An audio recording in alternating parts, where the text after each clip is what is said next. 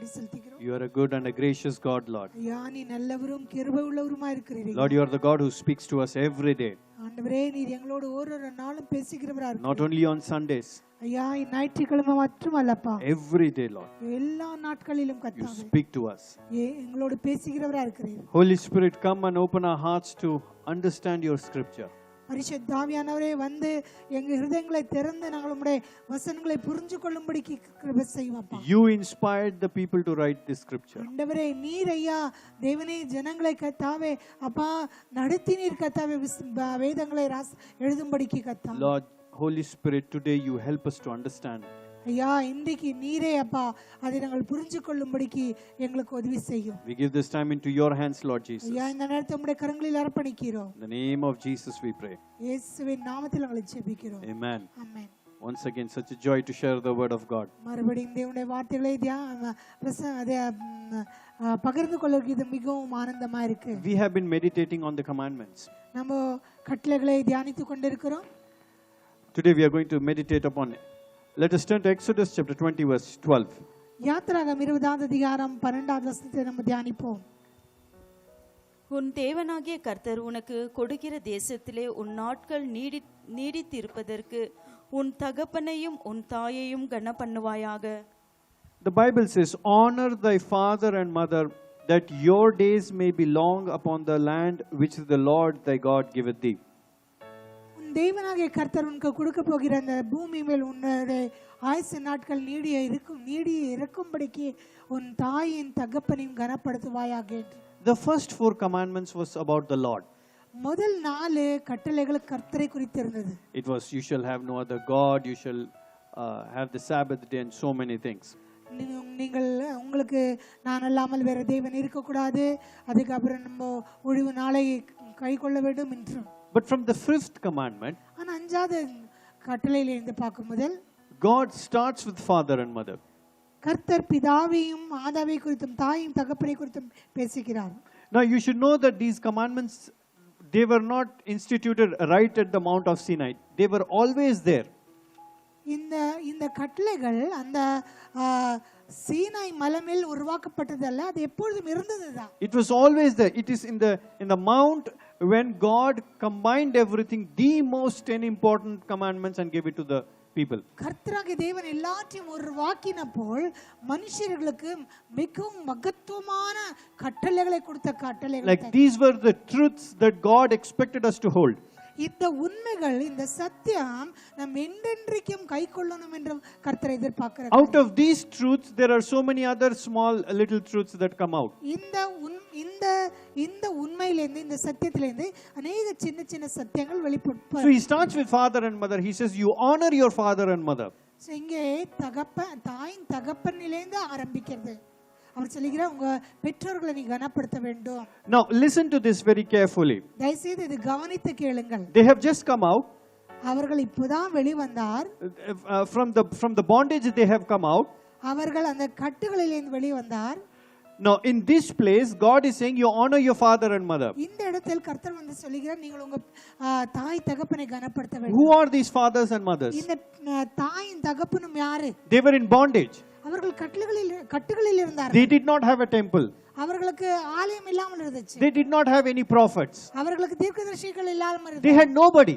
யாரும் இல்லை. This 430 years it was a silent year. இந்த 430 வருஷங்கள் மௌனமான வருஷங்களா இருந்தது. And they were in bondage. அவர்கள் கட்டுகளில் இருந்தார்கள். They had like the 12 tribes came to Egypt.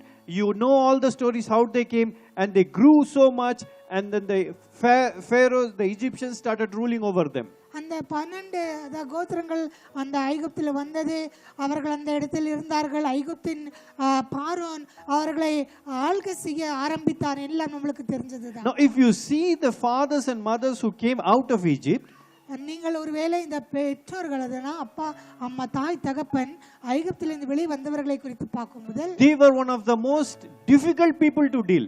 அவர்கள் மிகவும் பிரயாசமான மனுஷர்கள் கை கொள்ளும்படிக்கு. Not only Moses was fed up with them, even God was fed up with them. மோசே மட்டும்தான் அவர்களால் அத சோர்ந்து போனது மட்டுமல்ல, கர்த்தரும் அவரை பார்த்து மிகவும் சோர்ந்து போயிட்டார். At one point God says, just let them go, I will make a new generation out of you, Moses. ஒரு நேரத்தில் கர்த்தர் சொல்கிறார், அவர்கள் போகட்டும், அவர்களை விட்டு விடலாம், நான் உன்னை வைத்து பெரிய ஜாதி உண்டாக்குவேன். So these are the fathers and mothers who came out of Egypt. இந்த பெற்றோர்கள் தான், இந்த தாய் தகப்பன் தான் ஐகுப்திலிருந்து வெளியே வந்தவர்கள். They don't know much about God. அவர்கள் கர்த்தரை குறித்து அதிகமாய் தெரியாது. They don't know much about the commandments, but they have the knowledge of the commandments, but not like this. அவர்களுக்கு கட்டளை குறித்து அதிகமாய் தெரியாது, ஆனால் ஞானம் தெரிஞ்சிருந்தார்கள். ஆனால் இந்த கட்டளைகள் இப்படியாக இருந்தது. They knew that they are Israelites, God has spoken to them, they all know the basic things. அவர்களுக்கு தெரியும் அவர் இஸ்ரேல் தேசத்தின் ஜனங்களா இருக்கிறார், கர்த்தர் அவரோடு பேசினார் என்று இந்த சாதாரணமான காரியங்கள் அவருக்கு தெரிஞ்சு. They always fought with Moses.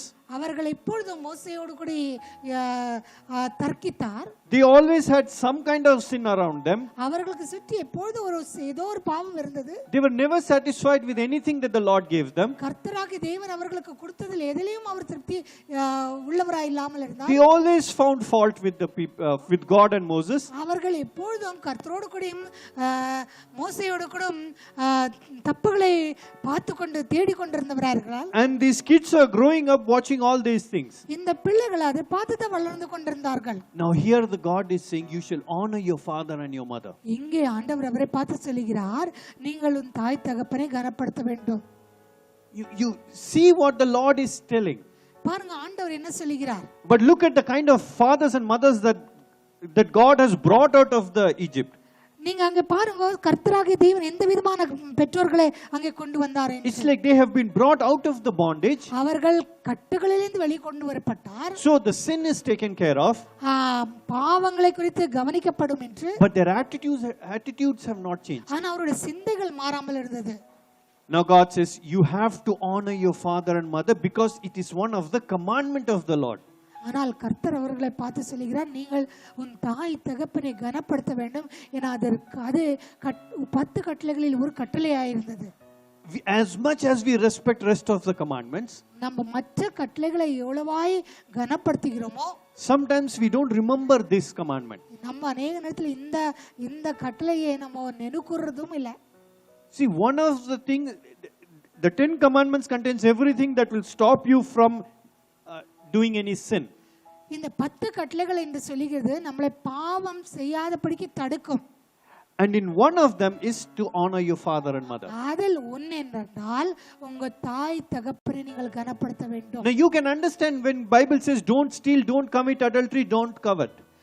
நம்மளுக்கு தெரியும் நம்ம பாவம் செய்யக்கூடாது, திருடக்கூடாது, நம்ம விபச்சாரத்தை செய்யக்கூடாது என்று சொல்லிக்கிறதெல்லாம் நம்மளுக்கு புரியும். And then the Bible says you honor your father and mother. அதில் ஒரு காரியத்தை கர்த்தர் சொல்லி தாய் தகப்பனை நீ கனப்படுத்து. Now listen to this very carefully. இது கவனித்து கேளுங்கள். Don't commit adultery. நீங்கள் விபச்சாரத்தை செய்யாதீங்க. That means there is a place for everything. அது அப்படினா எல்லாத்துக்கும் ஒரு இடம் கொடுக்கப்பட்டிருக்கு. Don't do that. அது செய்யாதீங்க. Do not steal. நீங்கள் திருடாதீங்க. So there is always something against about which God is telling don't do it. எல்லாத்துக்கும் ஒரு விபரீதமான காரியங்கள் இருக்கு, கர்த்தர் அதை செய்யக்கூடாது என்று சொல்கிறார். And then he says honor your father and mother. அதுக்கு அப்புறம் அவர் சொல்கிறார், நீங்கள் உன் தாய் தகப்பனை கனப்படுத்து. So this is what we understand from the scriptures. இதுதான் நம்ம வேதத்திலிருந்து புரிஞ்சுக்கொள்கிறோம். If I am not honoring my father and mother, நான் ஒருவேளை என் பெற்றோர்களை கனப்படுத்தாமல் இருக்கிறேன், it is equal to I am committing an adultery, stealing or coveting. நான் விபச்சாரத்தை செய்கிறது போலையும் நான் திருடுறதை போல திருடத்துக்கும் சமமாய் காணப்படுகிறது. Are we doing those things? நம்ம செய்கிறோமா? No. இல்ல. But this is what we are doing. ஆனால் நம்ம செய்கிறது இதுதான். Listen to this carefully. We are putting our father and mother equal to the rest of the sins. நம்ம பெற்றோர்களை மற்ற பாவங்களுக்கு சமமாய் வைக்கிறோம். Do you understand that? புரியுதா?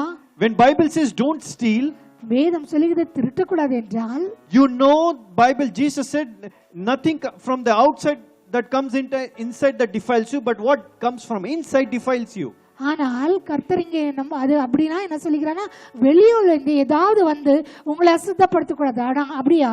அப்படி என்றால் உள்ளிலிருந்தும் எதுவும் உங்களை வெளிப்படையாய் அசுத்தப்படுத்தக்கூடாது. No, the Bible says, Jesus says, everything that goes into your mouth does not defile you, but what comes out of your mouth from your heart, that defiles you.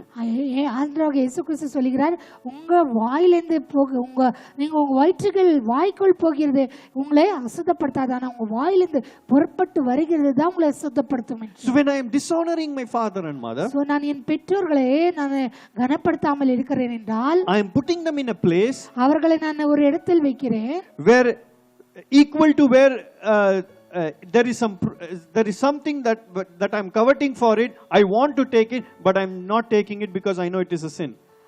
ஏதோ நான் ஆசைப்படுகிறேன், ஏதோ காரியத்து மேல் ஆசைப்படுகிறேன், நான் எடுக்காமல் இருக்கிறேன், எனக்கு தெரியும் நான் அதை எடுத்தா நான் பாவத்தை செய்கிறேன். But it is so easy for us to dishonor our father. நம்ம பெற்றோர்களை நம்ம கனப்படுத்தாத இருக்கிறது நமக்கு மிகவும் சாதாரணமானது. One of the most abused commandment is the fifth one. மிகவும் அதிகமாய் செயல்படாதது அப்படின்னா கனவீனப்படுகிற ஒரு கட்டளை என்ன என்றால் அஞ்சாவது கட்டளை. There may be generations of people who might have not committed any of the 9 commandments. அநேக சந்ததிகள் ஒருவேளை இந்த 9 கட்டளையிலிருந்து எதையும் அவர் மீறாமல் இருந்திருக்கலாம். But this is one commandment everybody fails. ஆனா இந்த ஒரு கட்டளையே எல்லாரும் மீறுகிறார். Why? ஏன்? You have to remember that today we are children. நம்மளுக்கு நினைக்கணும் இன்னைக்கு நம்ம பிள்ளைகளா இருக்கோம். I have my father and mother. எனக்கு என் பெற்றோர்கள் இருக்கிறார். But now I am father and we are father and mother to 2 boys. இன்னைக்கு நாங்கள் 2 பிள்ளைகளுக்கு 2 ஆண் பிள்ளைகளுக்கு பெற்றோர்களா இருக்கிறோம். So it will continue. அது தொடர்ந்து போகும். I may not have committed rest of the sins. நான் மற்ற பாவங்களை செய்யாமல் இருந்திருக்கலாம். But in this commandment I'm assuring you we all have somewhere failed as children and as parents. நான் நிச்சயமா இந்த கட்டளை குறித்து நான் சொல்கிறேன், நம்ம எல்லாரும் பெற்றோர்களாயிருந்தும் பிள்ளைகளாயிருந்தும் இந்த கட்டளை மீறி இருக்கிறோம். Now here's the thing, when the Bible says honor them, வேதம் சொல்லுகிறது அவரை கனப்படுத்துங்க. let us turn to Ephesians chapter 6 verse 2.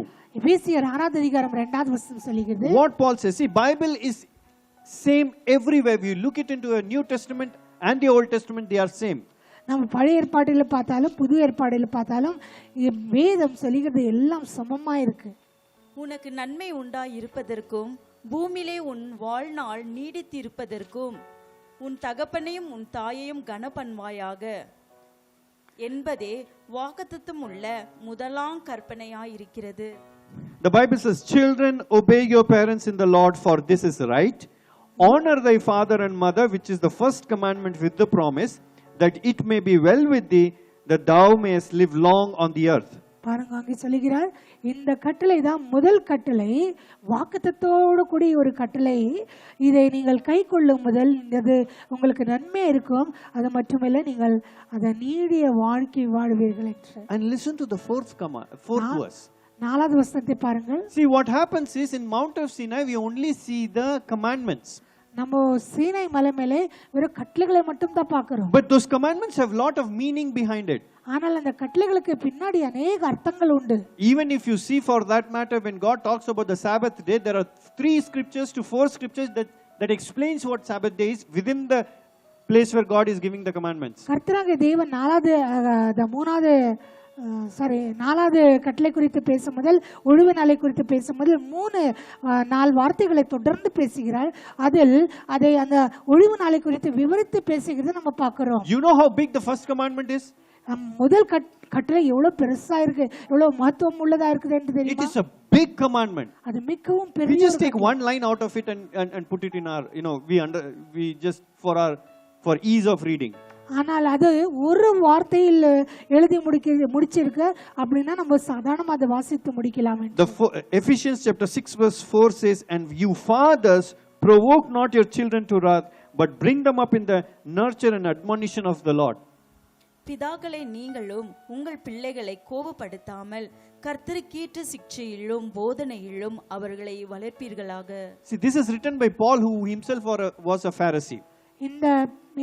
இந்த வார்த்தை பவுலால் எழுதியிருக்கப்பட்டிருக்கு. பவுலும் ஒரு காலத்தில் ஒரு பரிசீனா இருந்தார். He says, I have studied the scriptures from the best of rabbis. அவன் சொல்லுகிறான், நான் இந்த வார்த்தைகளை மிகவும் நல்ல உயர்ந்த ஞானமுள்ள ரபாயிடத்தில் நான் கற்றுக்கொண்டேன். So here he explains the entire commandment in detail. இந்த இந்த அதிகாரத்தில் அவர் அந்த கட்டளையை மிகவும் விவரித்து சொல்கிறார். He says there is a difference between obedience and honor. அத கீழ்ப்படுகிறதுக்கும் கனப்படுத்துறதுக்கும் வித்தியாசம் இருக்குது என்று சொல்கிறார். See, if we all know when you were in school, you had to go to school on time because you obeyed, because that's how it is. நம்ம ஸ்கூல்ல படிக்கும் முதல் நிச்சயமா நம்ம டைம்க்கு போகணும். ஏன்னா அது நம்ம கை கொள்ள வேண்டும். ஏன்னா அது அப்படிதான் இருக்கணும். You know, you will be punished and you have to listen to those people, and all those, you have to be on time. நம்மளுக்கு தெரியும் நம்ம நேரத்துக்கு போகணும். ஏன்னா அநேக விதமான பனிஷ்மெண்ட் இருக்கும், அநேக காரியங்கள் நடக்கும்.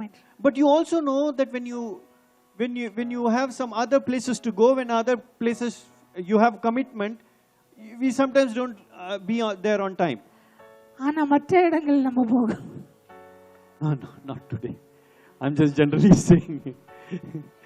ஆனா மற்ற இடங்களில் நம்ம போகும்போது அநேக நேரத்தில் நம்ம நேரத்தில் போகாமல் இருக்கிறோம். I'm trying to make a point here. So what I'm trying to say is there is a difference between obedience and honor. நான் என்ன சொல்ல விரும்புகிறேன்னா, கீழ்ப்படுறதுக்கும் கனப்படுத்துறதுக்கும் வித்தியாசம் உண்டு. I'll give you a better example. ஒரு நல்ல உதாரணத்தை சொல்லுகிறேன். This is a true incident. Years back, அநேக வருஷங்களுக்கு முன்னாடி my wife Taruna had just joined the office. Taruna office join பண்ணிக்கினா. So pastor said that, you know what, we have, it's nice that if I come to your place and get to know you people and everything, whatever was the reason, he wanted to visit our house. So pastor சொன்னார், நான் உங்கள் வீட்டுக்கு வந்து நான் உங்களை அதிகமாக தெரிஞ்சு கொள்ள விரும்புகிறேன். ஸோ என்ன காரணம் என்று தெரியாது, ஆனால் பாஸ்டர் எங்கள் வீட்டுக்கு வர விரும்பினார். And he said, I will tell you when I will come. அவர் சொன்னார், நான் சொல்லுவேன் நான் எப்போ வருகிறேன். So first few days our house was very clean because we never knew when he is going to arrive. So முதல் கொஞ்ச நாட்கள் எங்கள் வீடு மிகவும் நீட்டாக இருந்தது. And then slowly he had commitments, and 1 week turned into months, and it just then Christmas came and everybody forgot. So அதுக்கப்புறம் வாரங்களாயிடுச்சு, மாசங்களாயிடுச்சு, Christmas வந்துச்சு, நாங்கள் எல்லாம் அதை குறித்து மறந்து விட்டோம். So I still remember this was once somebody's birthday or something. The house was a mess and we had just finished some program. So நான் இப்பொழுதும் நான் நினைவு கூறுகிறேன், யாரதோ பிறந்த நாள் இருந்துச்சு, எங்கள் வீடெல்லாம் மிகவும் கலிபிலியாக இருந்துச்சு, மிகவும் அதான் க்ளீன் இல்லாமல் இருந்தது. We thought, let's just do it tomorrow. I mean, we'll just sleep. நாங்கள் நினச்சி சரி நாளைக்கு பண்ணலாம், இன்னைக்கு நம்ம ரெஸ்ட் எடுத்துக்கலாம். I think someday afternoon we wanted to clean up, couldn't do it. We said Monday anyway, it's a holiday, we will do it on Monday. So நாங்கள் நினச்சோம் மத்தியான நேரத்தில் நினச்சி க்ளீன் பண்ணலாம், ஆனால் அப்புறம் நினச்சோம் படுத்துக்கலாம், இன்னைக்கு ரெஸ்ட் எடுத்துக்கலாம், நாளைக்கு எப்படியோ லீவ் இருக்கு, நாளைக்கு பண்ணிக்கலாம். No strength to do anything. எதுவும் செய்யறதுக்கு பலம் இல்லாமல் இருந்துச்சு. Then we got a call that pastor said, I'm coming now in like 40 minutes. அப்பொழுது நாங்கள் பாஸ்டர் இடத்துல எங்களுக்கு ஒரு கால் வந்துச்சு. அவர் சொன்னார், 40 நிமிஷத்துக்குள்ள நான் வருகிறேன். You don't know actually how much time it takes to clean the house. உங்களுக்கு தெரியாத அந்த வீடை க்ளீன் பண்ணனும்னா இவ்வளவு நேரம் ஆகும். No matter how bad it is, if you have a deadline, you can actually do it. எவ்வளோ அழுக்கா இருந்தாலும் எவ்வளோ மெஸ்ஸா இருந்தாலும் நம்ம செய்யணும் என்று நினைச்சால் நம்ம நிச்சயமா செய்துடுவோம். You know why we honored? Because he is going to come. ஏன் தெரியுமா? ஏன்னா அவர் வரப்போகிறார் என்று அவரை கனப்படுத்த விரும்புகிறோம், அதனால செய்கிறோம். We all do that. நம்ம எல்லாரும் அப்படி செய்கிறோம். The moment auntie said, I'm going to visit your house tomorrow, see how clean your house will be. ஒருவேளை நான் வந்து உங்க வீட்டுக்கு வரேன்னு சொன்னால் நாளைக்கு உங்க வீடு எப்படி கிளீனா இருக்கும் பார்த்துக்கலாம். We honor them. நம்ம அவரை கனப்படுத்துகிறோம். You cannot teach honor. நம்ம கனப்படுத்துகிறது கற்றுக் கொடுக்க வேண்டாம். You can teach a pet dog to do so many things. நம்ம ஒரு நாய்க்கு अनेक காரியங்களை செய்யும்படிக்கு கற்றுக் கொடுக்கிறோம். But you cannot teach honor to dogs. ஆனால் அந்த நாய்களுக்கு கனப்படுத்தும்படிக்கு கற்றுக் கொடுக்க முடியாது. I'm not saying that what I'm trying to tell you is you cannot teach the honor. It comes from within. The pet knows that they love you, they will protect you. It comes from within them. அந்த கனப்படுத்துகிறதை நம்ம கற்றுக் கொடுக்க முடியாது, அது நம்மளுக்குள் வர வேண்டும். நாய்களுக்கு தெரியும் அவர் நம்மளை நேசிக்கிறார்கள், அவர் நம்மளை குறித்து அதை நம்மளை காக்குவார்கள். ஆனா கனம் என்றது உள்ளத்திலிருந்து வரணும். Obedience means no, we don't know why you are obeying. If I tell you come here on time, I never know why you are coming on time. நான் ஒருவேளை உங்களை இந்த நேரத்துக்கு இங்க வாங்க என்று சொன்னால் எனக்கு தெரியாது நீங்க ஏன் அந்த நேரத்துக்கு அங்கே வருகிறீர்கள். It may be obedience or it may be honor. அது ஒருவேளை கீழ்ப்படிக்கிறதெல்லாம் இருக்கலாம், இல்லைன்னா கனப்படுத்திக்கிறதா. But you know the difference. ஆனா உங்களுக்கு அந்த வித்தியாசம் தெரியும். You know why you are coming on time. உங்களுக்கு தெரியும் நீங்க ஏன் நேரத்துக்கு வருகிறீர்கள். We are so many times we feel like forced to go on time to school. நம்ம அநேக நேரத்தில் ஸ்கூலுக்கு நேரத்துக்கு போகும்படிக்கு கட்டாயப்படுகிறோம். Just drag ourselves and make sure that we are on time. நம்மளை எப்படியாவது இழுத்து நேரத்துக்கு போகணும் என்று பிரயாசப்படுகிறோம். That's not how it is. Honor is all about where your heart is. நான் கனப்படுத்துகிறேன் என்று சொன்னால் அப்படி ஆகாதுன்னா நம்மளுடைய இருதயம் எங்க இருக்குதோ. That is the difference between honor and obedience. Honor your father and mother. அதுதான் கீழ்ப்படிக்கிறதுக்கும் கனப்படுத்துறதுக்கும் வித்தியாசம். உங்க பெற்றோர்களை கனப்படுத்துங்கள். You have to honor them. You have to see that there are something distinct in them which I have to honor it. அவர்களுக்குள் ஏதோ வித்தியாசமான காரியம் இருக்கு, அதை நான் கனப்படுத்தணும் என்று நீங்கள் பார்க்க வேண்டும். And this is very interesting when Bible says Exodus chapter 20 verse 12 that may your days be long in the place where you go. அங்கே யாத்திராகமம் 20:12 அதிகமா அற்புதமான ஒரு காரியம் கர்த்தர் சொல்லுங்க, நீங்கள் செல்லும் இடத்தில் நீங்க நீடிய ஆயுசோடு கூடி வாழும்படிக்கு. Exodus chapter 20 verse 12 says where you go. நீங்கள் போகும் இடத்தில், the place where I am going to send you, நான் உங்களை அனுப்ப போகிற இடத்தில், there your days will be long. அந்த இடத்தில் உங்களுடைய நாட்கள் நீடி இருக்கும் என்று சொல்கிறார். If you honor your father and mother. உங்கள் பெற்றோர்கள் நீங்கள் கனப்படுத்தினார். Paul says that it is a blessing that you will live long. பால் சொல்கிறார் அது ஒரு ஆசீர்வாதம், நீங்களா நீடிய நாட்கள் வாழ்வீர் என்று சொல்கிறார். Now for me tomorrow is the first time I am going to see that time and the place and whatever emotion, whatever things will come in my life. எனக்கு அது நாளைய தினம் தான் இருக்கும். அந்த இடத்தை நான் பார்க்க போகிறேன். என்னோட அந்த உணர்ச்சிகள், என்னோட அந்த ஆசைகள் எல்லாம் அது நாளைக்கு தான் நான் பார்க்குவேன். Tomorrow நாளை is the first time I will be entering into tomorrow. I don't know what will be tomorrow. My emotions, my attitude, everything for tomorrow I do not know. நாளை என்றதை குறித்து எனக்கு எதுவும் தெரியாது. நாளைக்கு எப்படி இருக்குமோ, நாளைக்கு என்னுடைய உணர்ச்சிகள் எப்படி இருக்குமோ, அந்த நாள் எப்படி இருக்குமோ எதுவும் எனக்கு தெரியாது. But my father and mother have lived long enough to know how the days will be. ஆனால் என் பெற்றோர்கள் அதிகமாய் வாழ்ந்ததனாலே அவர்களுக்கு தெரியும் வர நாட்கள் எப்படி இருக்கும் என்று. They see us, our parents see us, they understand us, and when we stand in front of them, they almost know what kind of day you are going to have. நம்ம பெற்றோர்கள் நம்மளை அறிகிறார், நம்மளை அறிந்திருக்கிறார். அவர்களுக்கு முன்பாக நம்ம நிற்கும் போதில் அவர்களுக்கு தெரியும் நம்ம கடந்து போகிற நாட்கள் எப்படி இருக்கும். If you are sad, நீங்க துக்கமா இருக்கும்போது they have been sad before and they know how to handle it. அவர்களும் துக்கமா இருந்தார்கள், அவர்களுக்கு தெரியும் அந்த துக்கத்தை எப்படி கைக்கொள்ளணும் என்று. If I have faced failure and today I don't know what to do, my parents have failed before and they know what to do. இன்றைக்கு நான் தோல்வியில் கடந்து போயிருக்கலாம், அந்த தோல்வியை நான் எப்படி கைக்கொள்ளும் என்று எனக்கு அறியாமல் இருக்கலாம். என் பெற்றோர்களும் தோல்வியில் கடந்து போயிருப்பார், அவர்கள் அதை தாண்டி வந்திருக்கிறார். I may not have money now, எனக்கு இன்னைக்கு பணம் இல்லாமல் இருக்கலாம். but my parents were in the place where they did not have money and they handled it. என் பெற்றோர்களும் பணம் இல்லாமல் இருந்திருக்கிறார், அவர்களுக்கு தெரியும் அதை எப்படி கைக்கொள்ளணும் என்று. I may not understand what is happening, but they have been there and they know it. எனக்கு தெரியாது என்ன நடக்குது என்று, ஆனால் அவர்கள் அந்த இடத்தில் இருந்து அதை அனுபவித்திருக்கிறார். This is what I am trying to tell. அதுதான் நான் உங்களுக்கு சொல்ல விரும்புகிறேன். They have been witnesses. அவர்கள் சாட்சிகளா இருக்கிறார்கள். Isaiah chapter 43 verse 1. Isaiah ஏசாயா chapter 43 43வது அதிகாரம்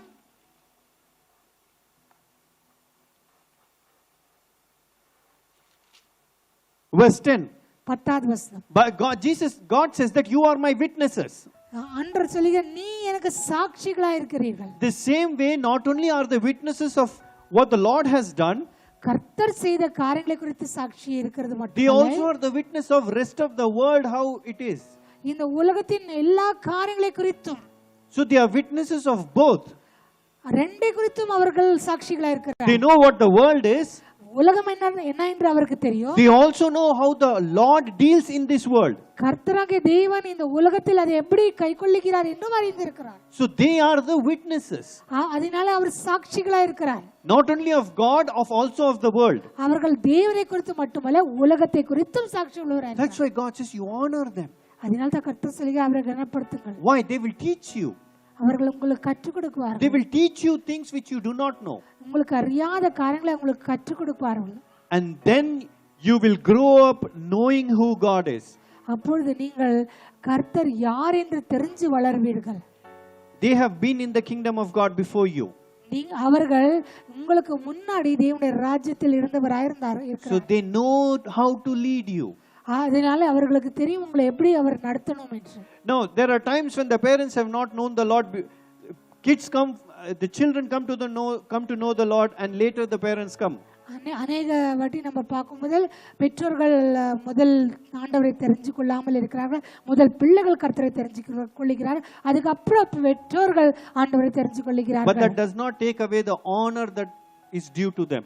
ஆனால் அதனாலே அவர்களுக்கு கொடுக்கப்பட வேண்டிய அந்த கனம் எடுக்கப்படாது. You know, in Hebrew the word honor means something very heavy.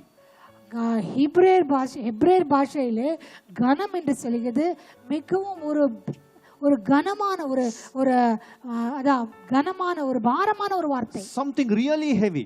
மிகவும் பாரமான ஒரு வார்த்தை.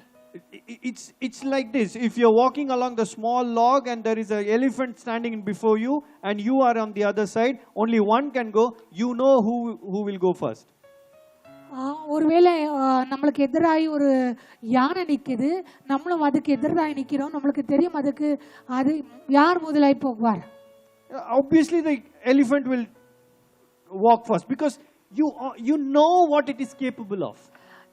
நிச்சயமா அந்த யானை தான் போகும். ஏன்னா நம்மளுக்கு தெரியும் அதனால என்ன செய்யக்கூடும் என்று. You will give respect to it. அதுக்கு நம்ம கனத்தை கொடுப்போம். Honor means something which is so heavy that you say that it is yours, you handle it, I cannot take your place. கனம் என்றது எவ்வளோ பாரமானது என்றால் நம்ம சொல்லுகிற அது நீ பெற்றுக்கொள்ள வேண்டும், அதை நான் கை கொள்ள முடியாது. You know, it says that this much weight only you can carry, I cannot do that. இவ்வளோ பாரத்தை நீ மட்டும் தான் சுமக்க முடியும், என்னால் கூடாது என்று சொல்லுகிறது போல. That is where the honor, that is where the meaning of the honor comes from. அங்கேதான் அப்படிதான் அந்த கனம் என்ற வார்த்தைக்கு அர்த்தமா இருக்கு. It also means abundant as stars. அதுக்கு அர்த்தம் என்னன்னா நட்சத்திரத்தை போல அதிகம் அளவற்ற விதத்தில். Heavy and abundant as stars. மிகவும் கனமா பாரமாயும் நட்சத்திரத்தை போல அளவற்ற விதத்திலும். We do not know how much our parents have witnessed if we actually sit and talk to them. நம்ம பெற்றோர்கள் எவ்வளோ அனுபவித்திருக்கிறார்களோ நம்மளுக்கு தெரியாது. நம்ம அவர்களோடு கூட உட்கார்ந்து பேசுற வரைக்கும். Wherever God is going to take you, உங்களை கர்த்தர் எங்கே நடத்த போகிறார்களோ, remember that your parents have been there before. உங்க பெற்றோர்கள் அதுக்கு முன்னாடி அங்க இருந்தார் என்று நீங்கள். We will read Exodus chapter 20 verse 12 again. யாத்திராகமம் 20:12 மறுபடியும் வாசிப்போம். உன் தேவனாகிய கர்த்தர் உனக்கு கொடுக்கிற தேசத்திலே உன் நாட்கள் நீடித்திருப்பதற்கு உன் தகப்பனையும் உன் தாயையும் கனம் பண்ணுவாயாக. The Bible says, வேதம் சொல்லுகிறது, in the place where you go, நீ போகும் இடத்தில் honor thy father and mother, that thy days may be long in the land which the Lord thy God gives to thee. தேவனாகிய கர்த்தர் உனக்கு கொடுக்க போகிற அந்த இடத்தில் நீ போகும்போது உன்னுடைய நாட்கள் நீடி இருக்கும்படிக்கு நீ உன் தாய் தகப்பனை கனப்படுத்துவாயாக. Deuteronomy 5:16 says the same thing. உபாகமம் 5:16 அதே காரியத்தை சொல்லுகிறது. Honor thy father and thy mother as the Lord thy God hath commanded thee, that thy days may be prolonged, that it may go well with thee in the land which the Lord thy God gives to thee. Deuteronomy chapter 5 verse 16. உன் தேவனாகிய கர்த்தர் உனக்கு கொடுக்கிற தேசத்திலே உன் நாட்கள் நீடித்திருப்பதற்கும் நீ நன்றாயிருப்பதற்கும் உன் தேவனாகிய கர்த்தர் உனக்கு கட்டளையிட்டபடியே உன் தகப்பனையும் உன் தாயையும் கனப்பண்ணுவாயாக. It says, wherever I am going to take you, remember your parents have been there before. அங்கே பார்க்கும்போது சொல்லுகிறேன், நான் உன்னை எங்கே கொண்டு போக போகிறேனோ நினைக்கூறுங்கள். அங்கே பெற்றோர்கள் அதுக்கு முன்னாடி அங்கே இருந்தார்கள். You can never sit here and say that they don't understand my problem. நீங்க இங்க உட்கார்ந்து அவர்கள் என்னுடைய பிரச்சனைகளை புரிஞ்சு கொள்ள மாட்டார் என்று சொல்ல There is முடியாது. no child here who can say that they have not gone through what I have gone through. இங்க இருக்கிற ஒரு பிள்ளையும் என் பெற்றோர்கள் நான் கடந்து போகிறது அவரால் புரிஞ்சிக்க முடியாது என்று சொல்ல முடியாது. If you are saying that, you are fooling yourself. ஒருவேளை நீங்கள் அப்படியாக சொல்லுகிறீர்கள் என்றால் நீங்கள் உங்களை வஞ்சித்துக் கொண்டிருக்கிறீர்கள். You have two parents. உங்களுக்கு ரெண்டு பெற்றோர்கள் You இருக்கிறார்கள். have a father and a mother. தாய் தகப்பன். You know how much witness, what all they have witnessed in their entire life put together? அவருடைய வாழ்க்கையில் அவர்கள் இருவரும் சேர்ந்து எவ்வளவு காரியங்களை அனுபவித்திருக்கிறார்கள் என்று உங்களுக்கு தெரியுமா? I can guarantee you 80% of the time, 80% of the things that they have gone through, you do not even know. நான் உங்களுக்கு கேரண்டி கொடுக்கிறேன், அவர்கள் கடந்து போன காரியங்களில் 80% உங்களுக்கு தெரியாதே இருக்கலாம். They would have never shared with us, அவர்கள் நம்மளோடு கூட பகிர்ந்து கொள்ளாமல் or இருந்திருப்பார்கள். we have not taken time to know that. ஒருவேளை இல்லனா நம்ம அதை தெரிந்து கொள்ளும்படிக்கு நேரத்தை எடுத்துக்கொள்ளாமல் இருந்திருக்கிறோம். So the reason God is asking you to honor them is because they are witnesses of so many things that we have not been through. So கர்த்தராகிய தேவன் உங்களை கனப்படுத்தும் என்று சொல்லுகிறதுக்கு காரணம் என்னென்றால் அவர்கள் அநேக காரியங்களுக்கு சாட்சி இருந்தார். அது நம்ம இதுவரைக்கும் கடந்து போகாமல். And it is so sad today இன்னைக்கு மிகவும் துக்கமான காரியம் என்னென்றால் that people can go out and Google and ask their friends in their social media about the advice that they want, but they never go to their parents. இன்னைக்கு துக்கமான காரியம் என்னென்றால் பிள்ளைகள் கூகுளிலும் ஃப்ரெண்ட்ஸ்லும் சோஷியல் மீடியாவிலும் போய் அவர்களுக்கு அட்வைஸ் அவர்களுக்கு காரியங்களை கேட்டுக்கொள்ளுகிறார். ஆனால் பெற்றோர்களிடத்தில் போய் கேட்கறதில்ல, விசாரிக்கிறதில்ல. They don't go to somebody else's parents and ask them for advice. மற்றவருடைய பெற்றோர்களிடத்தில் போய் அவரிடத்தில் அட்வைஸ்களை ஞானத்தை கேட்காமல் இருக்கிறார். When was the last time we sat with an 80-year-old person and talked with them? எப்பொழுது நீங்கள் ஒரு 80 வருஷம் வயசான ஒரு மனுஷனோடு கூட உட்கார்ந்து பேசி இருக்கிறீர்கள்? No, we don't do that. நம்ம செய்யறதில்ல. Oh, the witnesses that we are losing. நம்ம அந்த சாட்சிகளை இழந்து போய் கொண்டிருக்கிறோம். It is sad. துக்கமானது. That's why God says honor them. அதனால தான் கர்த்தர் சொல்கிறார், கனப்படுத்துங்கள். Now Paul says in Ephesians chapter 6 verse in the 6th chapter that it is a blessing. This is the commandment where God has added a blessing. பால் சொல்கிறார், இது ஒரு கட்டளை, அதோடு கூட கர்த்தர் ஒரு ஆசீர்வாதத்தை கட்டளையிட்டு இருக்கிறார். Now let us turn to Deuteronomy chapter 27. இப்போ உபாகம் 27 வாசிப்போம். We'll read the 16th verse. 27வது அதிகாரம் 16. Deuteronomy chapter 27 verse 16. 16வது வசனம். தன் தகப்பனையும் தன் தாயையும் தூஷிக்கிறவன் சபிக்கப்பட்டவன் என்பார்களாக. ஜனங்கள் எல்லாரும் ஆமென் என்று சொல்ல கடவர்கள். If there is one amen that is not going to come is this. ஒரு ஆமென் இருந்தாலும் இந்த மாதிரி நடக்காது. Cursed is anyone who dishonors his father and mother. தாய் தகப்பனை துஷிக்கிறவன் சபிக்கப்படுவான் என்று சொல்லி Dishonors them. அவர்களை துஷிக்கிறான், கனப்படுத்தாமல். Their heart is so cold. அவருடைய ஹிருதயம் மிகவும் சில்லனா இருக்கு. They have forgotten who their parents are. அவர்கள் பெற்றோர்கள் யார் என்று அவர் மறந்து போயிருக்கிறார். What they have done for them. அவர்களுக்காக செய்த காரியங்களை They have become a burden to them. அவர்களுக்கு ஒரு பாரமாய் மாறிட்டார். It is sad. துக்கமானது. But the Bible says cursed is anyone who dishonors father and mother. ஆனா வேதம் சொல்லுகிறது, யாரு தாய் தகப்பனை கனப்படுத்தாமல் இருக்கிறார்களோ அவர் சபிக்கப்பட்டவர்கள். You should know the difference between obedience and honor. நம்ம கீழ்ப்படிறதுக்கும் கனப்படுத்துறதுக்கும் வித்தியாசத்தை தெரிஞ்சு கொள்ள வேண்டும். That is why God says everything that comes from the heart that defiles you. அதனால் தான் கர்த்தராக இயேசு கிறிஸ்து சொல்லுங்க, உங்க இதயத்திலிருந்து புறப்பட்டு வருகிறது தான் உங்களை அசுத்தப்படுத்துகிறது. Did not Jesus say that if you look at a woman with the lustful eyes, you have sinned in your heart? ஆண்டவராக இயேசு கிறிஸ்து சொல்லவில்லையா, நீங்கள் ஒரு ஸ்திரீயை அந்த இச்சையோடு பார்த்தால் நீங்கள் விபச்சாரத்தின் பாவத்தை செய்தீர் என்று. Same applies to this commandment also. அதுதான் இங்கேயும் நடக்குது என்று The பார்க்கிறோம். dishonor that has set in our hearts towards our parents, நம்ம பெற்றோர்களுக்கு விரோதமாய் அந்த கனமில்லாத காரியம் that defiles us. அது நம்மளை கெடுக்கிறது. But you also have to remember, அது மட்டுமல்ல, நீங்க இன்னும் நினைக்கூற வேண்டும், may the father and mother don't provoke their children. பெற்றோர்களும் உங்க பிள்ளைகளை வந்து கோபமாக்கி கொள்ளாதீங்கள். May the Lord help us to live a good life. கர்த்தராகிய தேவன் நம்மள ஒரு நல்ல வாழ்க்கை வாழும்படிக்கு நம்மளுக்கு உதவி செய்யட்டும். Let all the young people, let us live such a life of witness that our children will honor us. நம்ம எல்லா வாலிபர்கள் நம்ம ஒரு நல்ல வாழ்க்கை வாழ்ந்து நம்ம பிள்ளைகள் நம்மளை பார்த்து ஒரு சாட்சியாய் இருக்கும்படிக்கு நம்ம வாழ்வோம். I live a life that my sons and my daughters will say, yes, this is, I know he did something like this, let me do and let's see what happens. நான் வாழ்கிற வாழ்க்கை எப்படி இருக்குது என்றால், நான் என் பிள்ளைகளை பார்த்து எனக்கு தெரியும் அவர்கள் இப்படி வாழ்ந்தார்கள், நானும் அப்படியாக வாழ வேண்டும் என்று. Amen. Amen. Let us pray. ஜெபிப்போம். Father in heaven, we thank you for this time. பரலோகத்தில் இருக்கிற எங்க நல்ல பிதாவே, இந்த நேரத்துக்காக நன்றி செலுத்துகிறோம். Help us to honor our father and mother. அப்பா, நாங்கள் எங்க பெற்றோர்களை கனப்படுத்தும்படிக்கு எங்களுக்கு உதவி செய்யும்.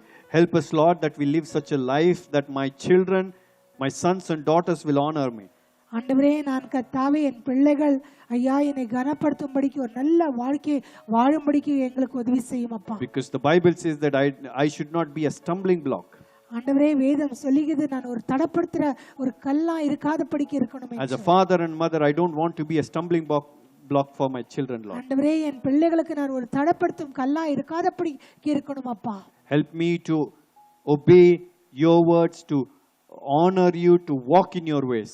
ஆண்டவரே, நான் உம்முடைய வார்த்தைகளுக்கு கீழ்ப்படும்படிக்கு ஐயா உம்மை கனப்படுத்தும்படிக்கு உம்முடைய வழிகளில் நடத்தும்படிக்கு எனக்கு உதவி செய்யும். Help me to be a witness, Lord Jesus, ஆண்டவரே, நான் ஒரு சாட்சியா இருக்கும்படிக்கு உதவி செய்யும். so that my children will grow to know who you are. அப்பா, என் பிள்ளைகள் என்னை பார்த்து நீர் யார் என்று தெரிஞ்சு And கொள்ளும்படி they will honor the father and the mother. அவர் பெற்றோர்களை கனப்படுத்துவார். In the name of Jesus we pray. இயேசுவின் நாமத்தில் நாங்கள் ஜெபிக்கிறோம். Amen. ஆமென்.